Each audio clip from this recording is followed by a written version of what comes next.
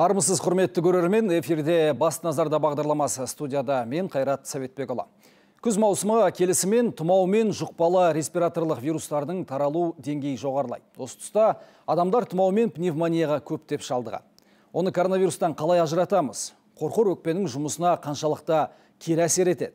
Бұл жайында әңгіме өрбіту үшін студияға Аруана оңалту орталығының бас дәрігері, пульмонолог, фтизиатр Абзал Малбасқановты және Медитера медицина орталығының терапевт дәрігері Айгерім Баймұрынованы шақырдық. Құрметті қонақтар, студиямызға қош келдіңіздер. Қош келдік. Енді жаңа айтып өткендей, біршама аурулардың қозатын кезі ғой, өз күз маусымы. Оның ішінде көптеп кездесетіні жаңағы жедел респираторлық вирустық аурулар, сондай-ақ оның ішінде жаңағы пневмонияда қозатын кез. Олардан қалай емделеміз, оның алдын алу үшін қайтпек керек, өршитін кезеңі неге дәл осы күзде деген сұрақтарға жауап берсеңіздер. Армысыздар тағы да бір рет. Мына бізде айта кететін болсақ, қазіргі кезде осы 2 жылдан аса ковид деген сырқат бәріміздің санамызға, жадымызға мықтылап жазылып қалды. Қазір бір түшкірсек бітті, ковид бітіп, жүрегіміз ұшып тұрады. Ал енді бұрынғы кезде қарайтын болсақ, ковидке дейін де, көктемде де, күзде де бізде жаңағы салқын тию қазақтағы сырқаттар болатындығын. Бірақ ол сырқаттарға жаңа өзінің вакциналары болатындығы, жаңа грипп А, грипп Б деп кейбіреулер салдырды, кейбіреулер салдырмайтындығы. Біреу жеңіл түрде өтіп кетеді, біреу ауыр түрде өтіп кетеді. Одан кейін осы ковидке келі бізде пневмония деген ковидтің үлкен бір көрінісі ретінде пайда болды. Сол пневмонияға келетін болсақ, пневмонияның түрі көп қой, жік-жігіне. Иттің түрі көп болса, барлығы бір ит, бірақ оның да түрі болады. Сол түріне жаңағы айырмашылығын білу керек. Ал енді көктем күзде не үшін ауырады адам? Өйткені ауа райының мезгілдің ауысатын кезі. Адамдар салқындап қалады. Салқын тиген салқынның өзі ауыртпайды адамды. Салқын тиді дегендің дұрыстап қарайтын болсақ, бұл ағзадағы иммундық жүйенің төмендеуіне алып келетін себептердің бірі. Сонда қарап отырсақ, алдын алу, қалай алдын алу керек дедіңіз ғой? Иммундық жүйені әрқашанда бір деңгейде сақтап жүру керек. Мысалға айтатын болсақ, көктемнің кезінде күн жылиды, бірақ сонда да біз қысқы киімді шешпей жүреміз, күн ысып әбден терлегенше. Ал күздің кезінде күн салқындаса да әлі жаз ғой деп жеңіл киімді шешпей жүреміз күн салқындаған кезде де. Сол себептен байқамай денемізді жаңағыдай осындай факторларға әсеріне ұшыратып жатамыз. Айгерім жасамына әріптесімізде ол жағынан алдын алу жағынан маған қарағанда жақсы сұхбат берер. Қалай алдын алуға болады, Айгерім ханым? Енді жалпы алғанда жедел респираторлы вирусты аурулардың алдын алу шаралары жалпы алғанда барлығына талдымал. Енді ол ең алдымен дұрыс киініп жүру, Абзал Дүйсенбекович айтқандай. Сосын гигиеналық шараларды сақтау, сол ауырып жатқан кісілердің өздері өз басының жауапкершілігіне байланысты маска тағып жүру керек. Сол адамдар көп жиналған жерлерде өздерін басқа кісілермен контакты кішкене шектеген дұрыс болады. Және ең негізгісі өз денсаулығына тиянақты қарап, алдын ала осындай күз-көктем мезгілдер, күз-қыс мезгілдері түсе бастағанда денсаулығын дұрыстап тексеріп, дайындап, бүкіл жетіспеушілік жағдайларды реттеп, соған төзімділікті жоғарылату болады. Жаңа Абзал Дүйсенбекұлы айтып кетті, ол ағзаның иммунитеттің бәсеңдей түсетін кезеңдері ғой, күз-көктем кездері. Енді осы иммунитетті жоғарылату үшін белгілі дәрежеде кейбір витаминдердің, дәрумендердің жетіспеушілігі болады. Бұл қандай дәрумен ағзаға жетіспейтінін біз қалай анықтаймыз? Бұл сала жағынан қазір дүние жүзінде кеңінен тараған, бірақ біздің мемлекетімізде алдын ала сол қадам басып келе жатқан направление дейді ғой, бағыттардың бірі сол чекап болады. Ол ағылшын тілінен тікелей аудармасы тексеру деген сөз. Бұның ерекшелігі қысқа мерзім уақытында адамды жүйелі түрде тексеріп, оның бүгінгі таңда жағдайы, денсаулығының жағдайын анықтау, өзінің бар ауруларының қандай дәрежеге жеткенін білу, және олардың ары қарай асқынып кетуінің алдын алу болып табылады. Бұның негізгі ерекшелігі сол пациент келген кезде оны енді әрине сұрап, қарап, жан жақты тексеріп болғаннан кейін сол түрлі консультациялардан өтіп, инструменталды лабораторды зерттеулерді анықтап болғаннан кейін қорытындылап сол жетіспеушіліктердің алдын алуға тырысамыз. Оның мысалы гормоналды статусының ерекшеліктерін, жаңағы айтып кеткен витаминдердің жетіспеушілігі, бұл жақта енді соңғы кезде кеңінен қолданып келе жатқан D витаминінің жетіспеушілігі, бұның және маңыздылығы жан-жақты зерттеліп келе жатыр ғой. Әсіресе сол иммундық статустың ерекшелігіне маңызы өте зор витаминдердің бірі болып табылады. Және басқа да біздің елімізде сол дефицит жағынан кеңінен тараған жетіспеушіліктердің бірі бұл темір жетіспеушілігі, В тобының витаминдерінің жетіспеушілігі. Соны дер кезінде анықтап білетін болсақ, адам ағзасы бірте-бірте өзінің басқа сол респираторлық вирустық аурулардан басқа да ауруларға төзімділігі әлдеқайда жоғарылайтынын бақылаймыз. Мына витамин деп жатырмыз ғой. Айта кететін бір жайт бар. Қазіргі заманда біз енді 21 ғасырда тұрамыз. Барлығымыз технологияны игеріп алдық десек те болады. Барлығымыз қолымызда жаңағы телефондар бар, ұялы, интернетке дер кезінде шыға саламыз. Бір зат іздесең қазір жарнама ретінде әртүрлі дәрілік заттар шығып кетеді. Соған енді бөдене сойса да қасапшы сойсын дейді ғой. Сол сияқты дәрігерден кеңес алмай, әйтеуір бір маркетологтардың немесе жаңағыдай сатушылар болады ғой, әртүрлі витаминдер, жаңағы дәрумендер сатып жатады. Соны алып аламыз да іше береміз. Қазіргі кезде мына қоғамда көп естимін. Бәрімізге витамин D ішу керек, ковидтен көмектеседі, бәрімізге цинк ішу керек дейді. Сосын тағы бір шөп дәрілер жаңағы. Қытайдан әкелген дәрілер ішіп жатады, шөп дәрілер. Бірақ бір нәрсе ішердің алдында адам өзінің денсаулығын тексеріп алған дұрыс болады. Мына анализді не үшін тапсырады? Жалпы қан анализін тапсырып, жалпы ағзадағы өзгерісті көреміз.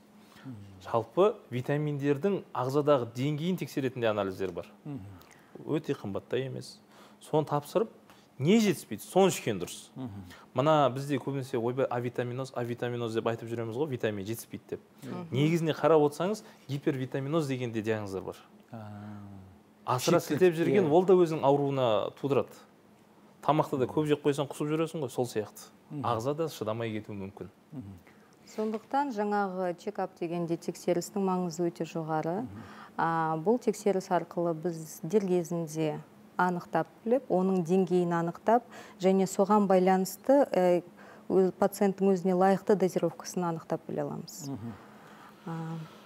Енді жалпы қазір чекап деп айтып кеттік қой, осы әңгіменің аясында мына дүние есіме түсіп отыр. Чекапты көбіне шетелде өткенді дағдыланып қалған халық. Ал сол шетелде өтетін чекапты біз Қазақстанда өте аламыз ба? Әрине. Негізі менің жұмыс істеп жатқан орнымның чекаппен тікелей жұмыс жасаймын. Сондықтан күнделікті пациенттер жан жақтан осы Қазақстанның түкпір-түкпірінен келіп жатады. Шетелден де келіп жатқан пациенттер аз емес. Өйткені біздің клиникада оның бағасы да тиімдірек, сосын артық шығынның қажеті жоқ қой. Шетелге барып, ары-бері жолға кететін қаражаттың керісінше осы емдеуге, тексеріске жұмсаған дұрыстау негізі. Мына чекап деген сонда былай ғой, аурудың ем іздегенше ауырмайтын жолын ізде дейді ғой. Дұрыс айтасыз. Профилактикасын жасаудың бір реті. Мына бұл бағыттың бір ғажабы да бар. Қазіргі кезде кетқан жаңа бағыт десек те болады ғой. Чекап дейміз, қазір реабилитация, халық көбісі біле бермейді, ол не сөздер деп. Бұл мағынасы негізгі түпкі экономикалық жағынан. Мысалы біз Южный Кореяны білеміз да, Оңтүстік Кореяны. Оңтүстік Кореяға біздің халықтың арасында өте жаңағы қалай айтсақ екен, көп айтады, Оңтүстік Кореяны Турцияға барып денсаулығын тексертіп қайтты. Ол экономикаға да біраз ақша алып келеді. Солай ғой. Біздің елге қазір біртіндеп шетелдің азаматтары келіп жатыр. Өйткені біздің елде денсаулық тексеру арзанырақ. Ол жақта бар құрал-сайман, бізде де бар. Бұрынғы заманғы емес, соңғы үлгідегі. Мысалға айтатын болсақ, iPhone 14 қой қазір шығып жатқан бәрі, iPhone 14 шықты деп. iPhone 14 сол басқа елде, батыс елдерінен шықса, бізде де сол кезінде шығады. Медициналық техникада ол жерде шықса да бізде де шығады. Сол себептен медициналық жаңа зерттеу деңгейі біздікі кем түспейді. Кейбір жерде артық түсіп жатады. Неге десеңіз, дәрігерлердің мысалға сол жерде жұмыс істейтін алған білімі жалпылама соны топтастыра біледі. Жалғыз ғана бір бағытта кетпейді. Жан жақты мысалы пациент келгеннен кейін ол бір специалисттің консультациясымен ғана кетпейді. Жан жақты мысалы терапиялық приемға келген пациентті жан жақты қарап, оның бүкіл шағымдарын, анамнезін, бүкіл ауруларының тарихымен таныс болғаннан кейін, оған индивидуальный дейміз ғой енді, жеке пакет қарастырылады. Соған байланысты андай жеке специалистердің консультациясы тағайындалады. Сол специалистерге бару үшін алдын ала қандай инструменталды зерттеулерден өту керек екені анықталады. Сол зерттеулерді өтіп болғанға дейін пациент түгелімен лабораториялық тексерістен өтеді. Бір сөзбен айтқанда, пациент бір жағынан уақытын үнемдейді. Екінші жағынан бұл чекап болғаннан кейін зеленый коридор дейміз ғой енді. Администраторлар түгелімен оны өздері апарып, өздері жоспарлап, өздері сөйтіп бағыттап отырады пациентті. Пациенттің басы ештеңемен ауырмайды. Жаңа бағыт, жаңа деңгей ғой, жоғары деңгей. Енді негізгі мақсат пациенттің уақытын үнемдеп, тез арада максималды көп сұрақтарға жауап тауып, емінің аурудың асқынуының алдын алып, емін табу. Бергел чекап туралы әңгімеміздің әлқисасын бастап жатқанымызда өз жөні бар, өйткені ауырып, жол іздегенше ауырмайтын жол ізде деп Абзал мырза жақсы айтып кетті. Енді неге жедел респираторлық вирустық ауруларға, одан кейін пневмонияға оралайықшы, бәрібір ол аурулар бар, қозатын кезеңі. Енді кейде коронавируспен шатастырып жатады. Мысалға, коронавирус кезінде де болды емес пе? Бірінші тамақ ауырады, одан кейін тамақ ауырғаннан кейін кеудесінде жаңағы бір қыжылдар пайда болады. Содан кейін барып ол коронавирус болған анықталып жатады. Ол қалай ажыратамыз? Мына көбісі қазіргі кезде қалада байқасаңыздар, көп адамдар құрбысқа жөтеліп жүр. Барлығы ковид па деп жүрегі ұшады. Мына қазір ковидпен ЖРВИ дейміз ғой енді, ОРВИ, ОРЗ, қазақшасы ЖРВИ. Сол ауруларды ковидпен шатастырып алып, көбісі үрей туғызып жатады. Қазіргі кезде ковидтің деңгейі өте төмендеді. Оны қалай ажыратамыз? Оны қазір егерде адамдар жедел жәрдем шақырған кезде, міндетті түрде ол адамдарды жедел жәрдеммен барып, ауруханаға апарып, сол жерде ПЦР тестін алады. Егерде теріс нәтиже болса, ковидті бірінші ысырып қояды. Одан кейін керек болса, қазір ауруханаларда компьютерлік томография бар, немесе рентген бар. Клиникасы ұқсамаса, үйіндегі басқа адамдар ауырмаса, оны ковидке жатқыза қоймайды. Неге айтып жатырмын бұны? Көбінесе бізде осыдан 1-2 жылда бұрын адам түш көрсе болды, бәрін ковид қыла береді, бұлар деп айтатын еді ғой. Ондай бізде мақсат жоқ. Мына ковидтің симптоматикасына келетін болсақ та, осыдан 2 жыл бұрында да айтқам, бұл жаңа ауру. Жаңа ауру болған соң бұл құбылмалы болып келеді. 20-шы жыл еске алатын болсақ, көбінесе иіс сезбеу, дәм сезбеу ең басты симптомдар болды. Мұрнынан иіс сезбей қалсақ, бітті, ойбай ковид па деп жүрек ұшып жататыны, ПЦР тест нәтижесі оң нәтиже беріп жататындығы.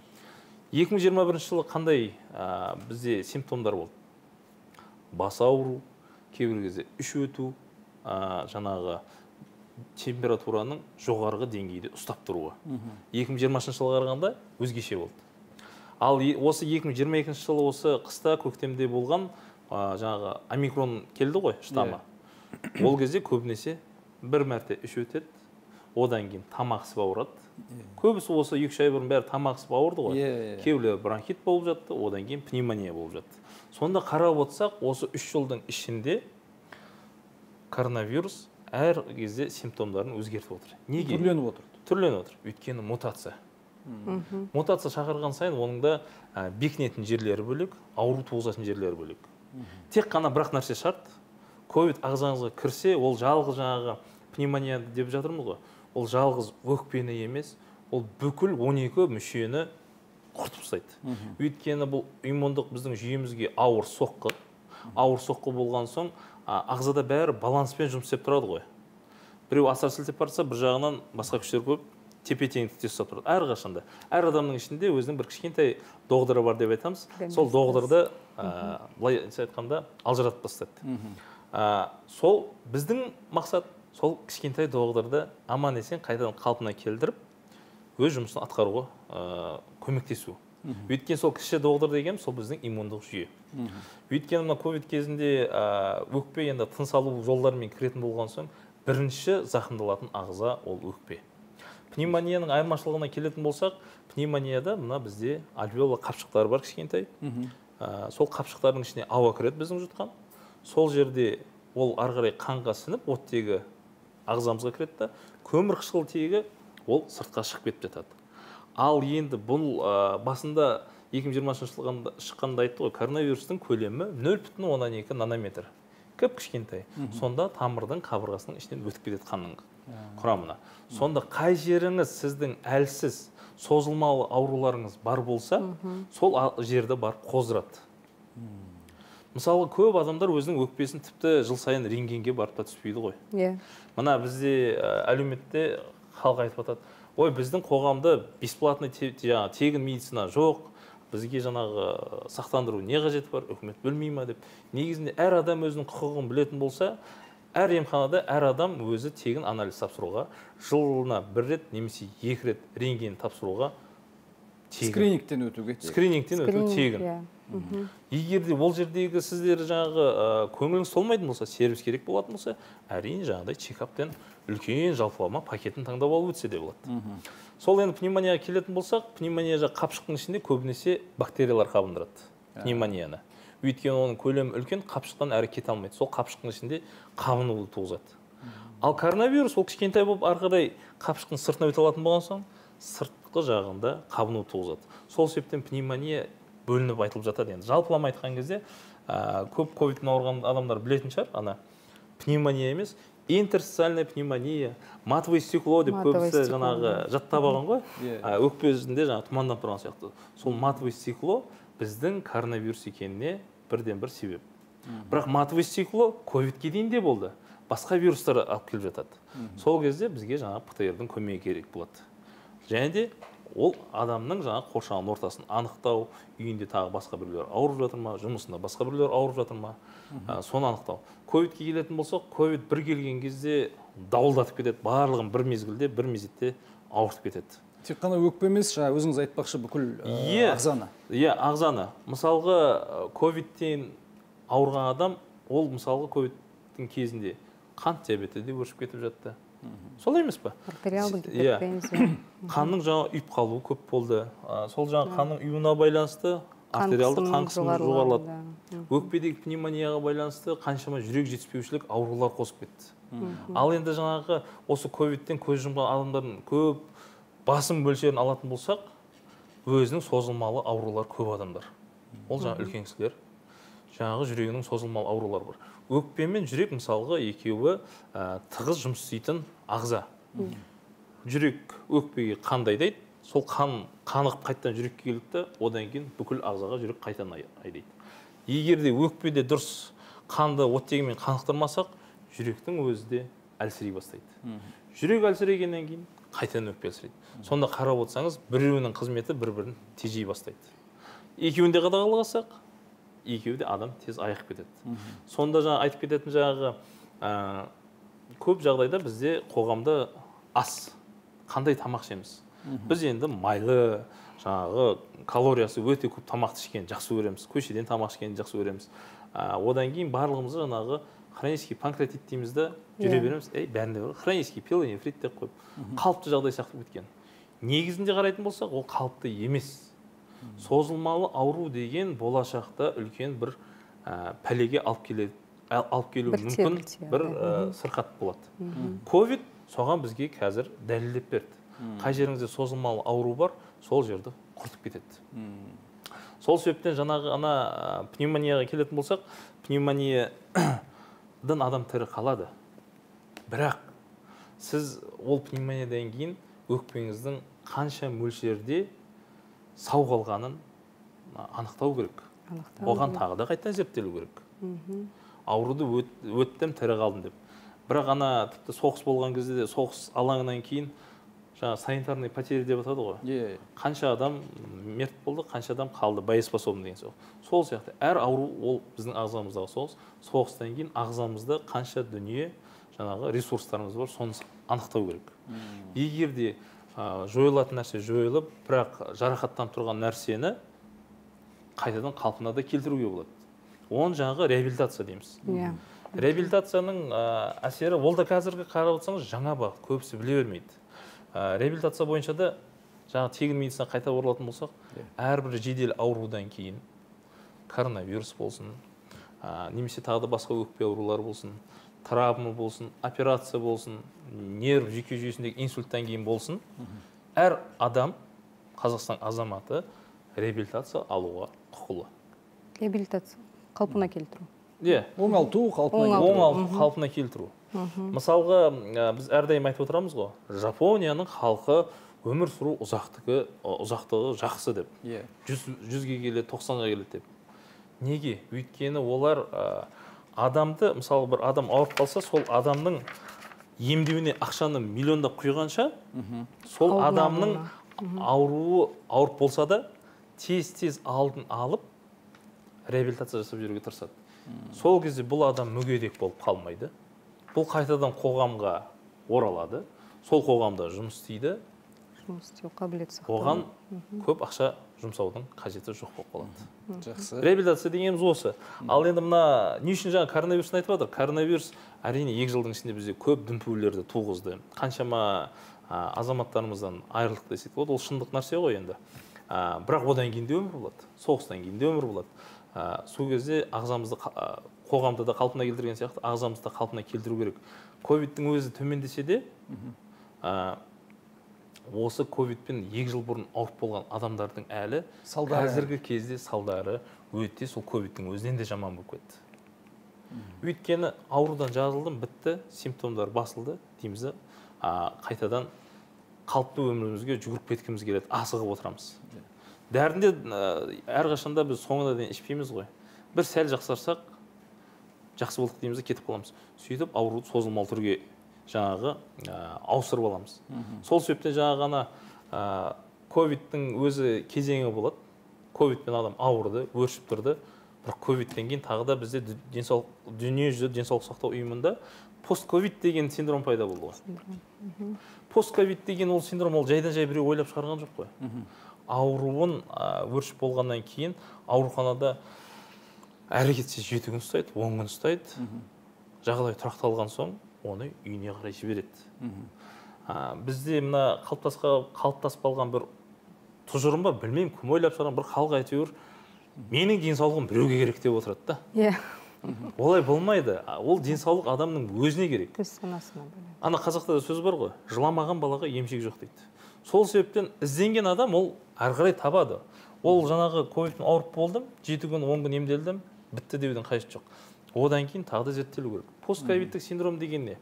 Ауру пневмониядағы үйіп қалған қандар мысалы толық тарамаса. Одан кейін ағза жарақат болса өз-өзін емдеуге тырысады. Емдегенде қайтадан сол жасушаларды бұрынғы қалпына келтірмейді. Сол жерді тыртықтауға тырысады. Тыртықтау деген жаңағы рубец орысша айтқанда. Қолыңызды кесіп кетсе, аяғыңызды кесіп кетсе, шрам дейміз ғой. Тыртық қалады ғой. Өкпеде де сол. Егер де онымен жұмыс істемесеңіз, тыртықтанып қалады. Сол себептен көп жағдайда бізде ковидтік жаңа пневмониядан кейін фиброзирующий альвеолит деген ауру шығады. Фиброз деген аты айтып тұрғанда жаңағы тыртықтану. Өкпенің қапшықтарының барлығы өзінің эластичностін жоғалтып, кейін тыртықталып қалып жыртылады, нақамса тас болып қалады. Сонда 100% өкпенің біз 50%-дан айырылып қалсақ, 30 жасымызда немесе 25 жасымызда жартылай мүгедек болып қаламыз. Сонда оның алдын алу керек. Қазіргі кезде не үшін мен ковидтің өзіне тоқталмай жатырмын? Құдайға шүкір, бүгінгі таңда басында 2020 жылы ковидпен ауырған кезде адамдар неше түрлі протоколдар шығып жатыр, мыналар не протоколды өзгерте береді, емін таба алмай жатыр ма деп. Әрине ол жаңа ауру болған соң протоколдарды жаңартылып отырды, жаңа ақпараттарға байланысты. 2021 жылы нақтыланды, толық. Одан кейін ковидтің протоколы өзгерген жоқ, емі табылды, жаңағы шығу негізіне байланысты емдейміз, патогенетикалық емдейміз, одан кейін жаңағы симптоматикалық та емдейміз. Ал ковидті ондай болса, қарап отырсаңыз, осы 2022 жылы бізде қатты аса үлкен толқындар болған жоқ. Өйткені біздің дәрігерлер үйренді ковидті емдеуді. Сол ковидті үйренді, бірақ енді сол ковидтен кейінгі кезеңді емдеуді дұрыстап әлі біз қолға алмай жатырмыз. Ол жалғыз дәрігерге емес, адамның өзінің ізденісіне байланысты. Проблема ашылса, біз проблеманы шешуге әрдайым дайынбыз ғой. Жақсы. Абзал Дүйсебеков, жаңа айтып кеттіңіз ғой, енді салдары бар, болмаса сол коронавирус жаңағы қан арқылы сенің созылмалы, болмаса жаңағы бұның алдында болған ауруларын өршіте түсті деп. Енді мынандай сұрақ, Әйгерім ханым. Ал жалпы бұрын созылмалы аурулар болмаса, осы коронавирустан кейін созылмалы ауру пайда болуы мүмкін бе? Әрине, бұл себебі жан-жақты зақым келтіретін. Енді жаңағы Абзал Дүйсенбеков жеткендей, тыныс жүйесіне тікелей әсерін тигізсе, бұл бүкіл қан тамырлар жүйесін зақымдайтын несі бар, қасиеті бар. Бір сөзбен айтқанда, қандың қоюлануына алып келсе, бұл бүкіл ағзалардың қан айналымының нашарлауына алып келуі мүмкінді, соның салдарынан созылмалы аурулардың пайда болуына септігін тигізеді.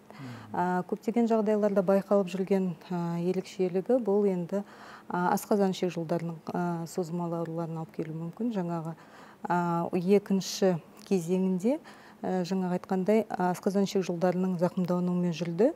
Бұл кезде енді кеңінен байқалған симптомдардың бірі бұл жаңағыдай диарея, панкреатикалық ұйқы безі қызметінің нашарлауымен қатар жүрді. Бұл кезде енді сол панкреатитке де алып келген жағдайлар байқалған болатын. Сонымен қатар бұл иммундық жүйеге әсерін тигізгендіктен аутоиммундық жағдайлардың пайда болуы енді байқалып келе жатыр. Бұл енді кеңінен зерттеліп қойған жоқ, бірақ көптеген дәрігерлердің байқауы бойынша сол ковидтен кейін аутоиммундық жағдайлардың жиілегені анықталды. Және енді кейбір сыбыстар бар, бірақ онкологиялық ауруларға алып келу мүмкін деген предпосылки дейді. Аутоиммундық деген түсіндіріп жасалған, кейбір кезде түсінбеуде қалуы мүмкін адамдар. Аутоиммундық деген иммундық жүйе қайтадан қалпына келеді ғой, аурудан кейін. Бірақ қандай дәрежеде қалпына келеді? Аутоиммундықтың өзіміздің иммунитеттің жаңағы сыртқы жаудан қорғайтын жасушаларымыз өзіміздің ағзамызды шабуылдайды. Қарсы шығады. Өз иммунитетіміз өзіміз құрта бастайды ғой. Кейбір мысалы тікелей аутоиммунный телеидит деп жатамыз. Мысалы бұл қалқанша безі ағзасына сол біздің иммунитеттің қарсы антигендер пайда болып, сол қалқанша без қызметінің нашарлауына алып келуді мүмкін. Сосын негізінен бұл енді қан тамырлар ауруларына тромбоздар деп жатады. Соңғы кезде сосудистік патологиялар кеңінен тарап жатқан жағдайлар көп. Сондықтан дер кезінде емдеп, оны дұрыс емдеп, және реабилитацияға көбірек көңіл бөлген негізі дұрыс болады. Демек, ауырып шыққан коронавирус ковид жұқтырған адам белгілі түрде ауырып болғаннан кейін, жарты жылдан кейін болсын, болмаса бір жылдан кейін болсын, бәрібір бір тексеріліп алған дұрыс қой. Әрине. Өйткені бүгінгі таңда, мысалы, неше түрлі кісілер келіп жатады ғой, біз чекаптың түрлері негізі өте көп, балалық жастан бастап өткізе береміз. Жас жігіттер, қыздар келіп жатады, үлкен кісілер өтіп жатады, жан-жақты тексеріліп. Енді өкінішке орай, осы бүгінгі таңда жас деп саналатын еліміздің ер азаматтары, қыздары неше түрлі аурулардың бастарында бар болғаны анықталып жатады. Ол енді өкінішке орай өте бұрын, мысалы, үлкен кісілер артериальный гипертензия болатын болса, бұл енді жарайды, егде жастағы кісі жасына байланысты бұл дене өзгерістеріне алып келген ауру деп жатамыз. Бүгінгі таңда, мысалы, 20-30 жастағы кісілерде артериалды гипертензияның және оның салдарының байқалып жатқаны күнделікті кездесіп жатқан нәрсе. Ауру жасарып жатыр демек. Өте жасарып. Ауру жасарып жатқан жоқ. Біздің жастар денсаулығына көп көңіл бөле қоймайды. Енді ол белгілі салауатты өмір салтын сақтанбаудың салдары болып, мысалы, салғырт қарау ғой, былайша айтқанда. Иә, сосын генетикалық факторлар әсер етеді мысалы. Мына не үшін жаңағы реабилитация деп жатырық, жаңағы чекап деп жатырмыз, алдын алу керек, аурудан кейін де әрі денсаулығымызды оңалту керек деп жатырмыз. Мына қазіргі кезде не үшін Айгерім Жасанова айтып жатыр, жастар көп ауырып жатыр деп. Бұл жастар біздің болашақ ұрпақ. Бұл Қазақстан, жаңа Қазақстан, болашағымыз. Өздері ауру болып жүрсе, сырқат болса, ол кісілерден қандай ұрпақ пайда болады? Өздері ауру болса. Ол да қазір біздің қоғамдағы аз емес, кәдімгі үлкен белең алып тұрған проблемалардың бірі ғой. Қазір бала сүюге келетін болсақ та. Тоқты келсем, Абзал Үсебекұлы енді айтып кетіңізші, қайда бізде Алматыда осы реабилитация деп жатырық қой, оңалту орталықтары бар. Қай жерлерден өтуге болады? Мына реабилитациялық орталықтарға келетін болсақ, қазір көп ауруханада бар. Мына бар болғанда да қалай айтсақ екен, реабилитация бұл жаңа бағыт болған соң әркім білгенінше жасайды. Біздегі реабилитациялық орталық енді бұл жаңағы батыс елдеріндегі медицинаның алдыңғы үздік шебінде жүрген жүйеге сәйкес қылып жасалынған реабилитациялық орталық. Мысалға, жалғыз Алматы емес, Қазақстандағы бірінші реабилитация оңалту орталығы деп айтсам кем түспеймін. Ол жерде жаңағы барлық түрде бұлшықетпен де, өкпемен де, жүрекпен де, эндокриндік жүйемен де жұмыс істей береді. Барлық ем оңалту көмектері жүргізіледі. Уақыттың тығыздығына байланысты енді бір сұрақ қойып жіберейінші, қысқаша жауап беріңізші.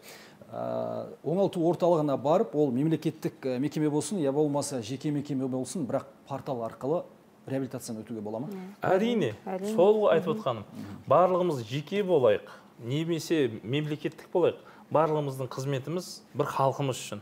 Өйткен бізде сол халықтың бір бөлшегіміз.